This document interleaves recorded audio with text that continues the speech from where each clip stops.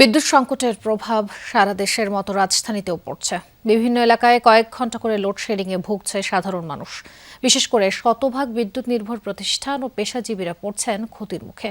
লোডশেডিংয়ে দিনে কয়েক ঘন্টা করে কাজ বন্ধ থাকায় কমে গেছে আয়। ছাঁটাইয়ের শিকার হচ্ছেন অনেক কর্মচারী। রাজধানীর 5টি এলাকায় 5 ধরনের ক্ষুদ্র ও মাঝারি ব্যবসায়ীদের সঙ্গে কথা বলে এমন তথ্য পেয়েছে যমুনা টেলিভিশন। রাকিবুল ইসলামের ছবিতে জানাচ্ছেন শাকিল হাসান। মগবাজার রেলগেটে ছোট একটি ওয়ার্কশপ চালান নাসির। 3 জন মাত্র কর্মচারী। মাসে যে কয়েকটি কাজ পান তা দিয়ে ভালোই চলত তার। শতভাগ বিদ্যুতের উপর নির্ভর এই প্রতিষ্ঠান চালাতে সম্প্রতি হিমশিম খাচ্ছেন তিনি। প্রতিদিন কয়েক ঘন্টা লোডশেডিংয়ে বন্ধ থাকছে কাজ। দিনে প্রায় একবার দুইবার যায় এরকম যাওয়া পড়ে বিদ্যুৎ দিয়ে কাজ, কিন্তু ওই দেখা গেল যদি আমার ওয়ালিংয়ের কাজ থাকে তাহলে কাজ বন্ধ থাকে, আর যদি এমনি যদি কারেন্ট ছাড়া কোনো কাজ থাকে তাহলে রানিং চালাই যায়। মগবাজার থেকে যাই নীলক্ষেত। এখানকার গাউসুল আজম মার্কেটে আছে বেশ কয়েকটি ছাপাখানা। আগে এখানে অনেক রাত পর্যন্ত কাজ চলত। এখন সরকারের নির্দেশনা মেনে সকাল 11টা থেকে রাত 8টা পর্যন্ত সময় নির্ধারণ করে দেয়া হয়েছে। এইসব প্রতিষ্ঠানে কাজ করেন অনেক শ্রমিক। সামনে কি হবে তা জানেন না ব্যবসায়ীরা।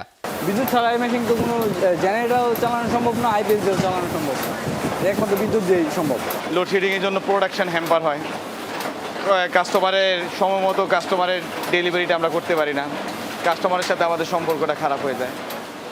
আমাদের দেখা গেল যে প্রোডাকশন ক্যাপাসিটি সেটা যদি না করতে পারি আমাদের তখন এমপ্লয়ীদের স্যালারি দিতে আমাদের একটু প্রবলেম হয়ে যায়। নীলক্ষেতের ফটোকপির দোকানগুলো প্রয়োজন মেটায় শিক্ষার্থীদের। শুক্রবার ছুটির দিনেও ব্যস্ততা থাকে এখানে। আমাদের কাজ তো টোটালি বন্ধ থাকে, আর লোডশেডিং হলে 1 ঘন্টা এরকম যায়, 1 ঘন্টা, আধা ঘন্টা, 40 মিনিট। যখন চাপ থাকে তো আমাদের জন্য এটা খুব প্যারা হয়ে যায় যে কাজটা আমরা সময় মতো করতে পারি না। 2 ঘন্টা কম মানে অনেক কিছুই। রাজধানীর প্রতিটি এলাকায় আছে ছোট লন্ড্রি। একজন ব্যক্তি আর একটি আয়রনে চলে এসব প্রতিষ্ঠান। ক্ষুদ্র বিনিয়োগে পরিচালিত এসব প্রতিষ্ঠানগুলো শতভাগ বিদ্যুৎ নির্ভর। সামান্য আয়ে চলে এক একটি পরিবার। লোডশেডিংয়ের ভিতরে কাজ হয় নাই, ডেলিভারি দিতে পারি না, বলি যে পরে আসেন, সকালেরটা বিকালে দিই, বিকালেরটা রাত্রে দিই, রাত্রেটা পরের দিন দিই। পান্থপথে 13 বছর ধরে এই কাপড়ের দোকানটি চালান আলম। একটি মাত্র সেলাই মেশিন নিজেই চালান। সম্প্রতি ব্যবসায় মন্দা যাচ্ছে বলে ছাঁটাই করেছেন কর্মচারী। বিদ্যুৎ তো আপনার আগে কোনো সমস্যা ছিল না, কিন্তু আপনার এই 4-5 দিন ধরে দেখতেছি সমস্যাটা বেশি। আগে তো আমরা পায়ে চালাইতাম, এখন তো আপনার পায়ে আর চলে না, এখন সব কারেন্টে চলে। কারেন্ট না থাকলে তো আমাদের কাজ বন্ধ। লোডশেডিং বাড়লে শতভাগ বিদ্যুৎ নির্ভর এসব ক্ষুদ্র ও মাঝারি প্রতিষ্ঠানগুলো পথে বসবে। সঙ্গে সংকটে পড়বে হাজারো পরিবার।